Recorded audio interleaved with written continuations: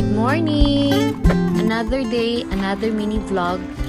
Once na palaging umuulan, kailangan din natin alagaan yung ating mga plants. Para iwas sa fungus, lalo na ngayon palaging umuulan, kailangan natin silang isprihan ng fungicide and then samahan na lang din natin ng insecticide at saka foliar. So, yan yung mga ginagamit ko once na palaging umuulan and then once or twice a month akong gumagamit ng mga ganyan. Paiba-iba lang para iwas sa mga insekto at saka fungus yung ating mga halaman. Once na mag-spray kayo ng mga halaman ninyo, kailangan lahat ng mga plants or lahat ng mga halaman na sa backyard or sa garden ninyo, kailangan niyo silang isprayhan para iwas talaga sa pagbalik ng mga insekto at saka mga fungus sa inyong mga plants. Ilagay ko na lang dyan sa ating comment section yung vlog na nagawa ko sa aking YouTube channel kung ano yung mga insecticide at saka